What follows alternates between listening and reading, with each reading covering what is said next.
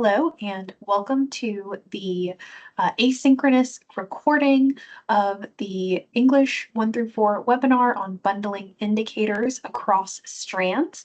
This is our final fall webinar for our high school ELA teachers, focusing on that bundling of our indicators at the high school level, and particularly looking across the strands in our ELA standards. We're going to go ahead and get started. So a little bit of housekeeping as we jump in. For introductions, my name is Casey Prince Harvey. I am the team lead for testing and data in the Office of Assessment Standards at the South Carolina Department of Education, and I also serve as your high school English support on our ELA team. As we get started today, again, this is a recorded session. It is not a live session, but we will have a note catcher and resource that will be available to you. So as we go through today's session, you will see that there will be an activity that you'll take part in, as well as some slides with some additional resources and some places where you can jot down your thoughts using the questions that are on the slides that you're seeing right now. So that QR code and tiny URL will pop up in just a moment.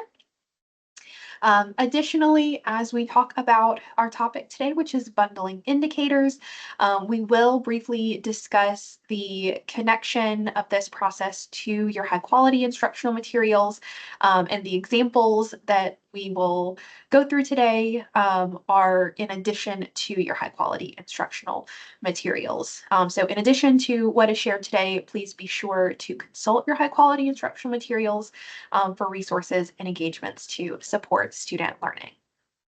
So with that being said, there we go. Your QR code and your tiny URL are on the screen.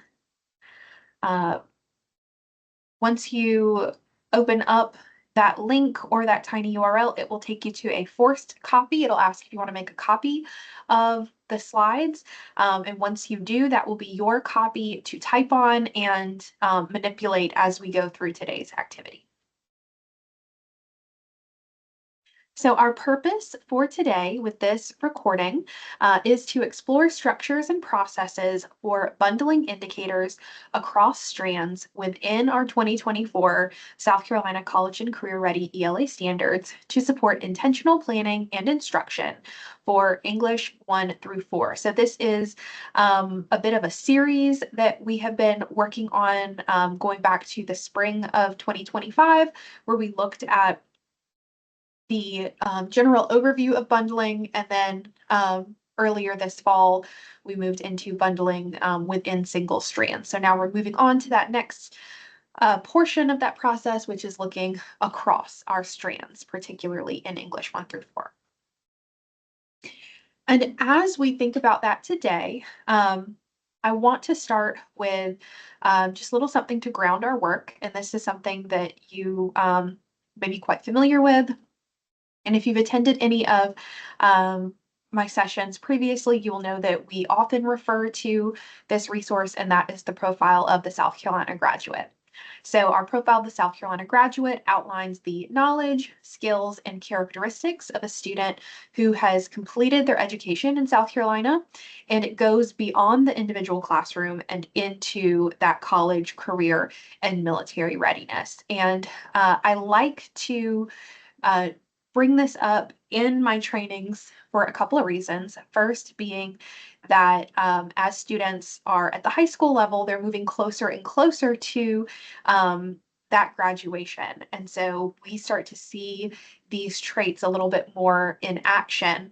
And so it does feel like there is a little bit more ownership, particularly at the high school level, because we're hoping that in the next few years, students are reaching these goals. However, regardless of the grade level or content that we teach, the profile is our shared goal for students across the state. So it doesn't matter if you're an ELA teacher, if you're a math teacher, if you're a science teacher, these are the traits that we hope that our students have when they leave our K-12 setting. So I want us to start by taking a look at our profile, and there are some guiding questions on your note catcher that I want you to reflect on as you look at the profile.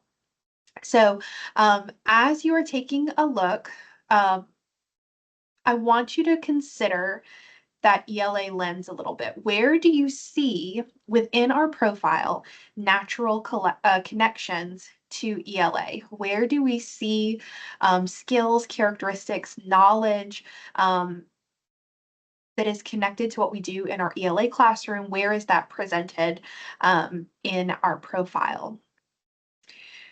And then as you're thinking about that, consider what parts of the profile require students to apply multiple ELA skills at once. So, not isolated skills, but skills in combination with one another. Building off of that, looking a little bit more broadly into that idea of combining our ELA skills a little bit more, how might having different combinations of ELA skills, or in this case, we were thinking about standards, our ELA standards and indicators, how might those different combinations help students demonstrate the traits of the profile? So when we combine those skills together in our instruction, how does that help students to demonstrate the traits that we see in the profile? And on the other side of that, how might teaching skills in isolation fail to prepare students for the goals that we see in the profile? As you reflect on those questions, what you may notice is that so much of what we see in the profile does not exist in isolation within one content area or even within singular skills um, within a particular content area. So in this case, ELA. Creativity and innovation don't just happen in reading or writing or research, right? They happen together. The combination of skills that we see in our ELA classroom support critical thinking and problem solving. And through the work that takes place in an ELA classroom, students learn a global perspective or perseverance or those interpersonal skills, particularly across our different modes of communication. So, again, just reiterating that idea that in order to support the traits of the profile and prepare our students for this shared goal, we should be thinking about the skills that take place within our ELA classroom as connecting to one another and supporting one another. And this is actually something that is specifically stated within our ELA standards document. So I always like to go back to our ELA standards document because it specifically addresses this idea. And this is on page 20 of our standards document. It's at the end of a piece of the front matter that we call the explanation of strands. And it states that although our 2024 SCCCR ELA standards are presented in 4 strands, the standards and grade level indicators are not intended to be taught in isolation. Rather, they're designed to be grouped in clusters as determined by the educator, so students can read, write, and communicate while thinking critically and engaging with other students in an academic setting. So even our standards specifically address this idea that we don't necessarily want to strive to teach all of our skills in isolation. Rather, we should want to pull them together intentionally in instruction so that students are demonstrating those skills in different ways and really showing the mastery of those concepts. And so that's what we're going to explore today through our discussion around bundling our indicators and bundling them across strands. So we will start with an overview of bundling, and we'll talk a little bit about skill families and how to create skill families, which is just another way of saying, bundling things by skills. We will also look at some instructional practices and briefly touch on high quality instructional materials. And then we will wrap up with clarity and closure. So to start with our overview of bundling and talking about our skill families, it is important for us to go ahead and address right off the bat, what do we mean when we say bundling, when we bundle indicators? And based on the discussion that we've just had and looking at the profile, you may have a good idea already. But to bundle indicators means to intentionally pair or connect our indicators across standards, strands, and or disciplines during an instructional experience, lesson, or unit. In other words, not treating the indicators in instruction as a checklist where one is taught, we check it off, the next is taught, we check it off, so on and so forth. But instead, we are grouping them together, we're pulling them together in instruction in ways that are intentional and that really help to maximize that instructional experience for students. So when we think about bundling, there are a few different scenarios in which we may bundle indicators. And some of those are ones that we have previously discussed or that I shared a little bit earlier. So the first would be bundling within a strand of our ELA standards. So an AOR indicator paired with an AOR indicator. So we can do that. We can also bundle across ELA strands, which is what we're looking at today. So looking at potentially an AOR applications of reading indicator and pair it with a communications indicator in a way that makes sense within that instruction. And then lastly, one that we do tend to see a little bit more at that high school level, and that is between ELA and another discipline. So where we might look at skills in ELA and pair them with something that's going on in the student's social studies class or science class. So as mentioned, we have had a few sessions already on bundling indicators. So while we're talking about bundling across our ELA strands today, we do have an overview session as well as a session previously recorded on bundling within a strand. So both of those will be linked on your landing page that you received at the beginning of this session. So I would like for you to pause and ponder here a little bit. Um, we've talked a little bit about the profile, we talked a little bit about the standards document, and we talked a little bit about the different ways that we might bundle indicators, but I want you to think about what you see as the purpose of bundling indicators, because everyone is going to pull indicators together for different reasons. So I am curious what you feel the purpose of bundling indicators is, because as an ELA team, we have also considered this. Why would we pair indicators together, bundle them together into groups? What would be the purpose of that? And when we had that discussion across our ELA team, we came to a few different conclusions, and they were not the same based on the grade levels or grade bands that we looked at. So while are there is a purpose for bundling, um, those purposes are a little bit different depending on where you are looking uh, and within our grade levels. So our findings are kind of broken up into elementary and then middle and high. So when we look in our earlier grades, in this example, I'm showing you the vertical progression for AOR 5.2. What we see here is that in our earlier grades, our elementary grades, there's a lot of new skill and content that is introduced, and it's introduced frequently. So, it's a no-brainer there that students are learning a lot of new information and a lot of new skills when they're in those earlier grades, because it's setting the foundation for everything else. And we can see that supported here in the vertical progression because there are a lot of words and terms that are in bold in those earlier grades, which means that they are new skills or concepts. So there's a lot of new in those earlier grades. So when we bundle together indicators in those earlier grades, we're doing it to reinforce and practice that new learning. So because there's so much content there, so much new that's introduced, we're using that bundling to reinforce and to practice. This changes a little bit when we move into the middle and high school grades. In this case, we're not seeing as much new information, so we don't see as many bold words or terms. But what we do see is that the skills and the content are now increasing in cognitive complexity.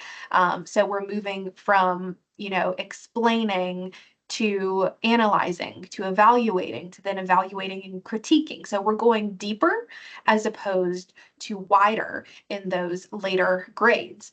So when we're bundling in those middle and high school grades, the purpose is a little bit different. So now we are bundling in order to refine that information that's deepening in complexity, and we're providing those real world connections. As we're moving closer and closer to that end goal and the profile, we're starting to find ways that that information is going to support and connect to what students will be expected to do once they leave that K-12 setting. So again, purposes are a little bit different, but we're focusing in more on that second half in this session, since this is a recorded session for English 1 through 4. Now, I previously mentioned the idea of creating skill families, and this is something that we explored a little bit in our webinar on bundling within a strand. But what I mean here when I say skill families is it's an opportunity for students to connect skills and learning, and they're closely examining the expectations for those indicators, and we're grouping those indicators appropriately in ways that support the instruction. So there will be common ideas, common concepts, common skills that we see across these skill families when we bundle them together. So an example of this, I'll show you a couple of examples actually. AOR 2.2 is our standard that addresses central idea. When we pair that with Research 1.3, we get a skill family of what's the big idea.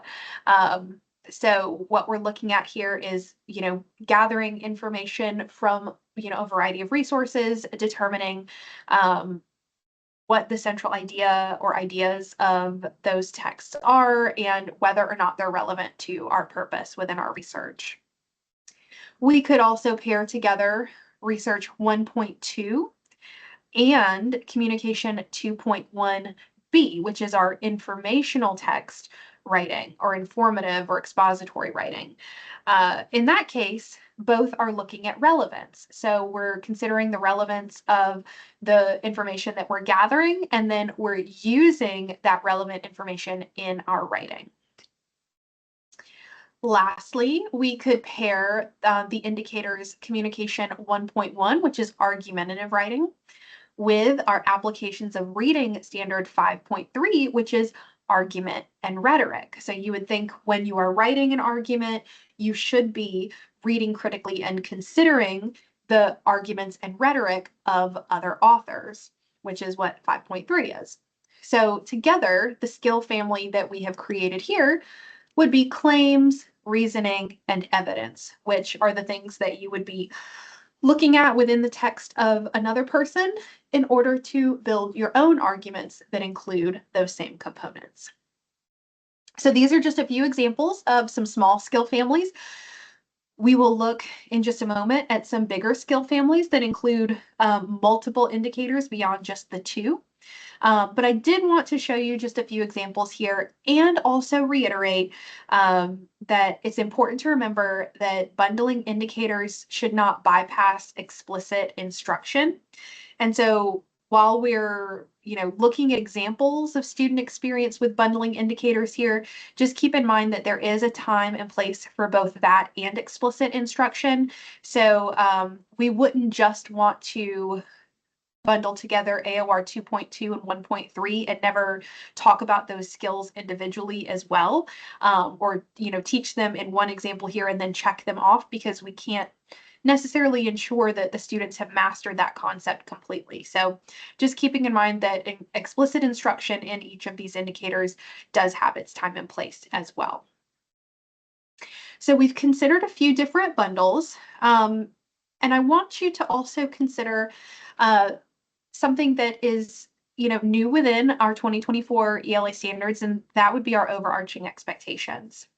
So while we do bundle indicators within the ELA standards and even across disciplines, it's important to keep these overarching expectations at the forefront of our planning. So the overarching expectations are just what we call the business of ELA. They're what happen on a daily basis across our ELA classes. And while they are not standards or indicators, they do support multiple strand standards and indicators. So these skills and expectations have the potential to transfer across strands, across those indicators, and across content areas. So when I go back to the little bundle examples that I created previously, I would still want to consider how those overarching expectations can also support that work. So for example, my What's the Big Idea bundle, I would probably layer over overarching expectation 3, which is making inferences to support comprehension, because that skill of inferring is important whenever we're determining the central idea of a text or multiple texts. When I look at my bundle for relevance, I would want to pair here possibly overarching expectation 2, which is acquiring, refining, and sharing knowledge in a variety of ways. So that would be that research process as well as the creation of an informational text. And then my bundle for claims, reasoning, and evidence. This one here would pair really nicely with overarching expectation 5, which is our overarching expectation that addresses citing evidence to justify reasoning. So again, if we're building arguments, if we're looking at the text of others and considering their arguments and the rhetoric that's used, we would want to pull evidence that's going to support whatever that reasoning is. So again, just looking at those skill families that already exist and considering the overarching expectations that layer over those and support those. But I think the best way to understand this process of creating those skill families and layering over the overarching expectations is to try it yourself. And so that is something that we are going to have a little bit of time for you to work on now. So on your note catcher, you will see that there is a section called Multi-Strand Skill Families. And this is an editable drag and drop activity. So I'm going to show you what that looks like.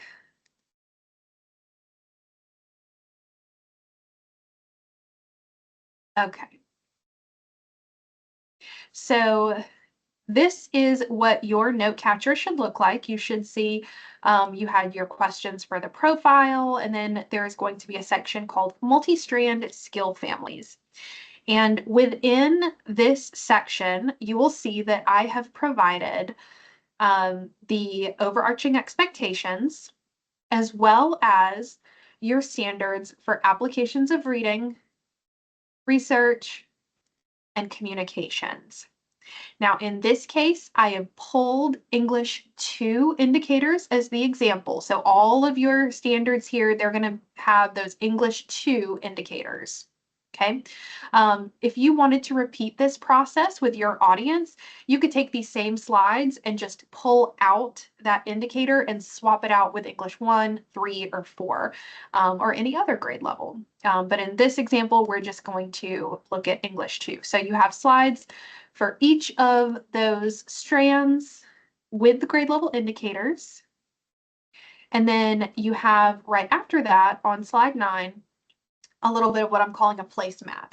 So this would be where you would take your slides. So looking at, let's say, applications of reading, right? This is the second slide for applications of reading because there were quite a few indicators. And I can move these, right? These are my little boxes that I can drag and drop. I could also just copy and paste them. So let's say that I wanted to create a skill family or a bundle using AOR 6.1. I could just copy that, and then I'm going to paste it onto my little placemat and move it. I could go to another one. Let's say I want to pull a research standard or indicator, excuse me. I'm going to pull one, I'm going to copy it, and I'm going to paste it. Okay. So I can move them around however I want to bundle them together. But you'll see that that right section is for the indicators, and that left section is for the overarching expectations, because I don't want to forget those. So I would go to slide 4, which has the overarching expectations, and I would pull the one that would be the most relevant. And then I'm going to paste it and move it. Okay, so I can put as many overarching expectations and indicators in this bundle as I want. I know I showed you an example that just had 2, but I could pull 3 or 4. It's really up to me and what I am going to do with that bundle. But once I have pulled the indicators and the overarching expectation, I want to go up here to the top and I want to figure out what my skill family would be. So if I called the previous examples, what's the big idea, relevance, and claim, evidence, and reasoning, when I put these together, what skills, what concepts are bringing them together? And then I would just name that. And it's kind of up to you what you would name it. So that is the activity. And again, that is something that you can work on at your own pace, but it starts on slide 3 of your note catcher and goes to slide 9. I'm going to go back to sharing my other screen.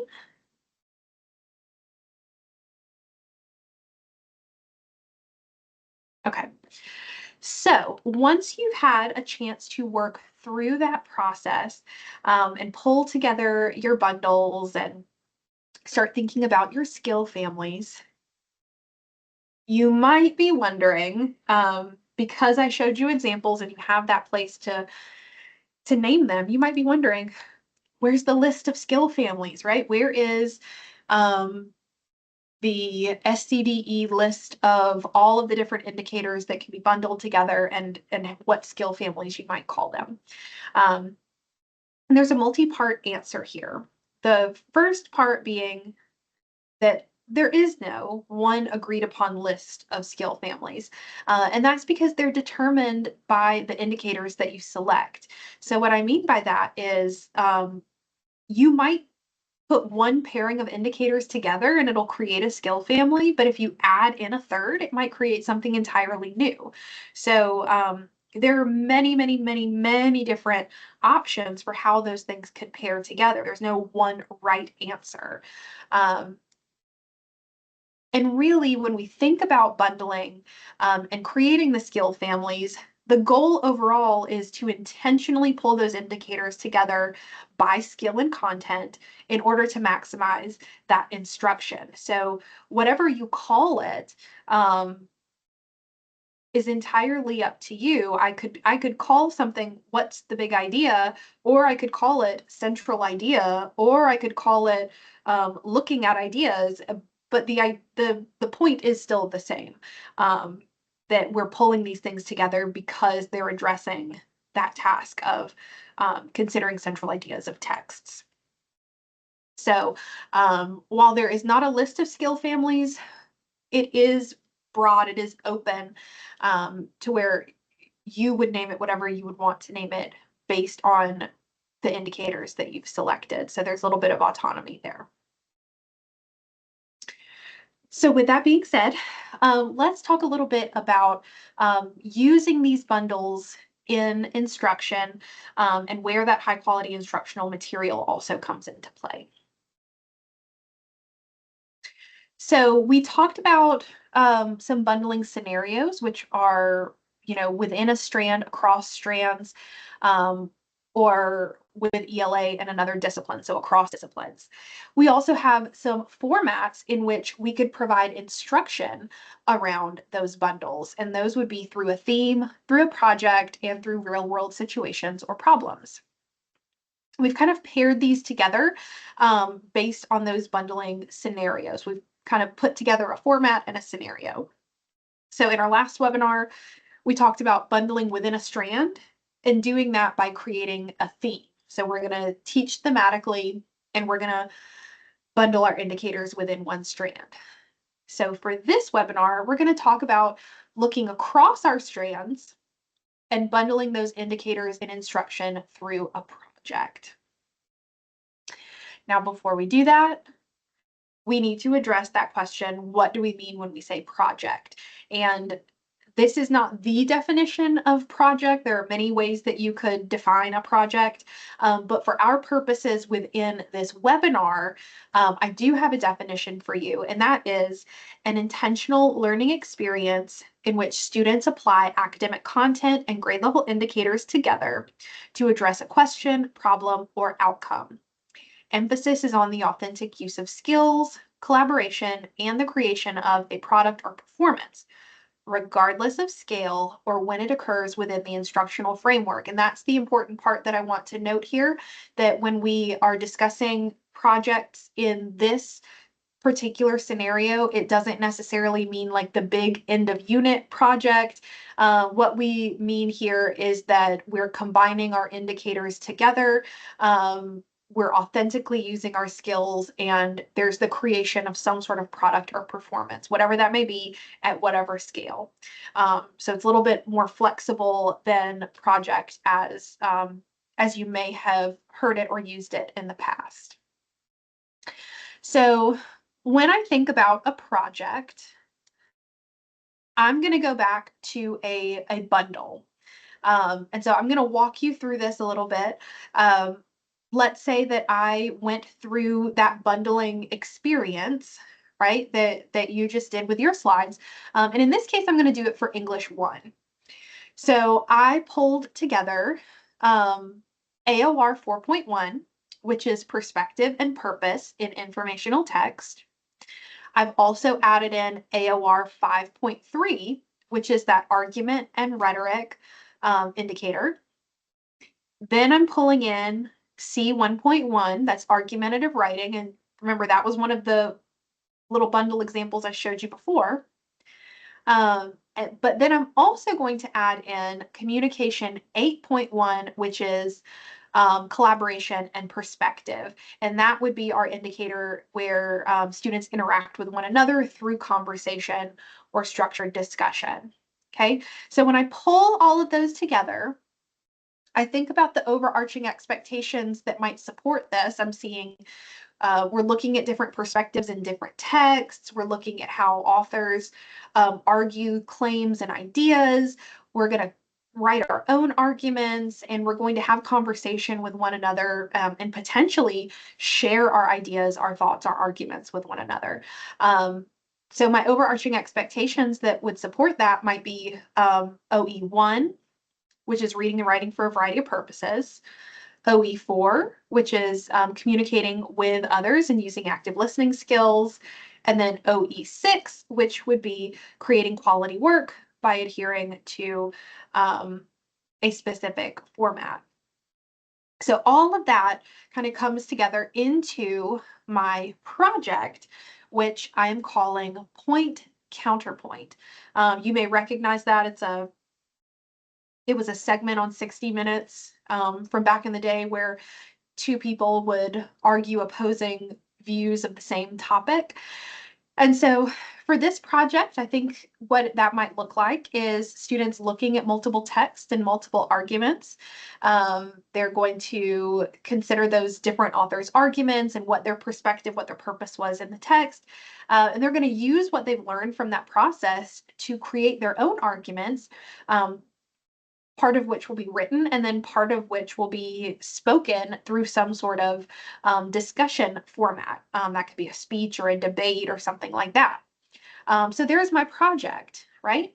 But I could layer this even more by considering within this instruction, what might my theme for this activity, this unit, this instructional period be? And then what text would support a project like this? So considering the grade, considering the content and the skills related to this project, I might consider just one idea, my theme to be Lend Me Your Ears, and my text to be Julius Caesar.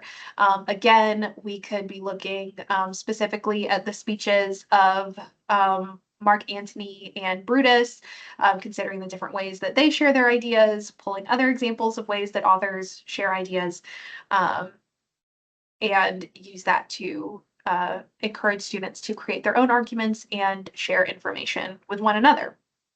Now, I could also take this a step further because, again, my end goal is to always look back at the profile and how that's going to support those skills together, right? So, not just one skill in isolation, but those traits that we hope students demonstrate.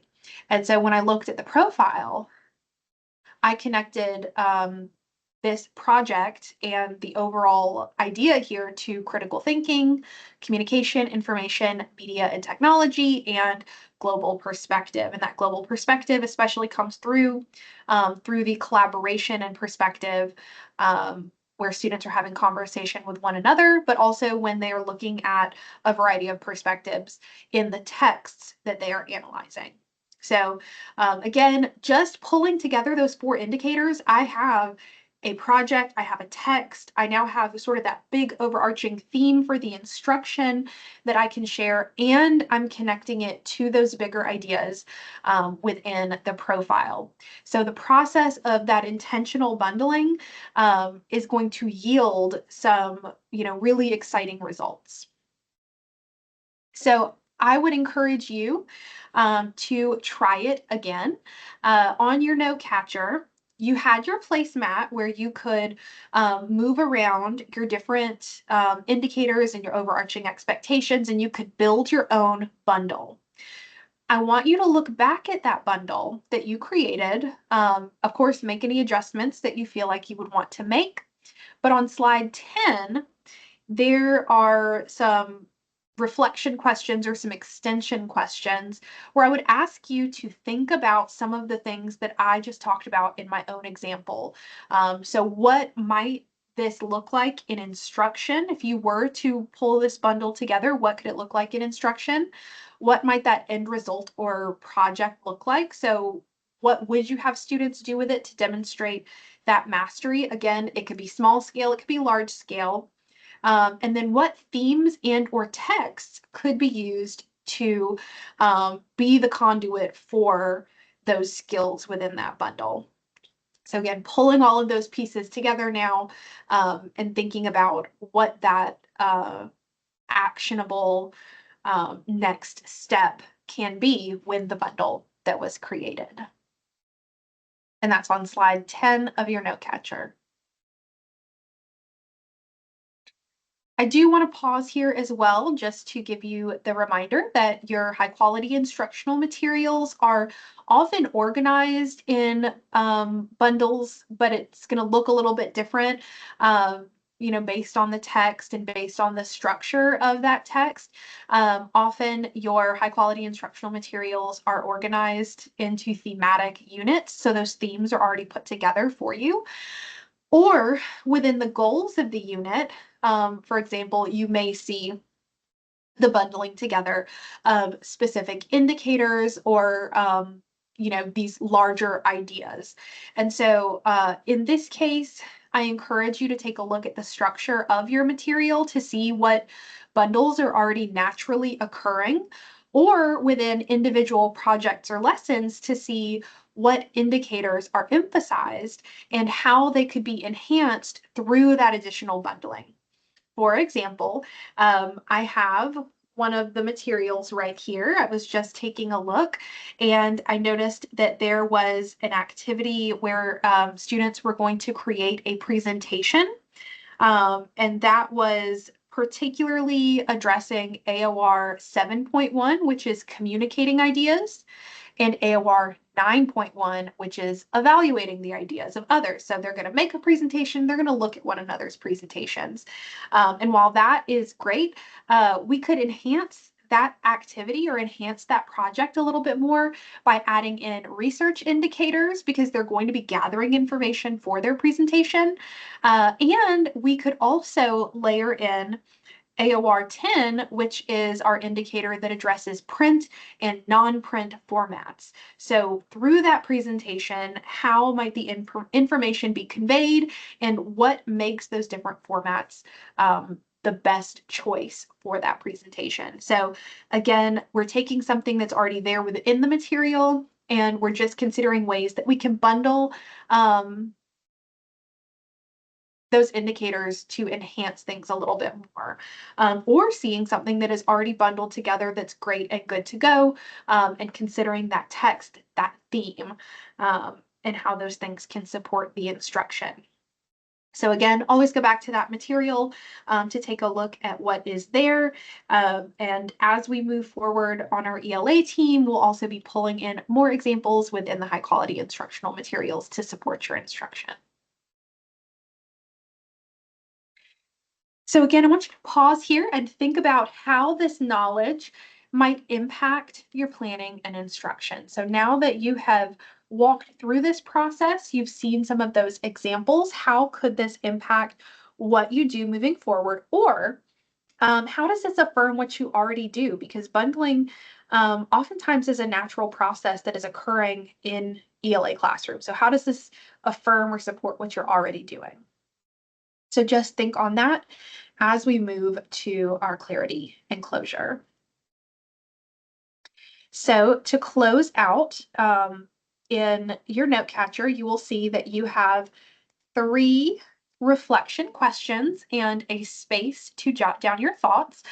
This reflection activity is called Spark Shift Step. So you can respond to all of them together. You could pick one to do a deep dive into. It's really up to you. But if you select Spark, I want you to reflect on what sparked your curiosity during today's learning. If you pick Shift, I want you to think about what is one practice or mindset that will shift as a result of today's learning. And if you select Step, I want you to think about what your next step will be towards applying what you have learned today. So whether you reflect on all 3 or just one, there is space on your note catcher. That's box 12. It has the 3 questions and then it has a space for you to jot down your thoughts. As you wrap up your reflection, I want us to revisit the purpose, which is to explore structures and processes for bundling indicators across strands within our 2024 ELA standards to support intentional planning and instruction for English 1 through 4.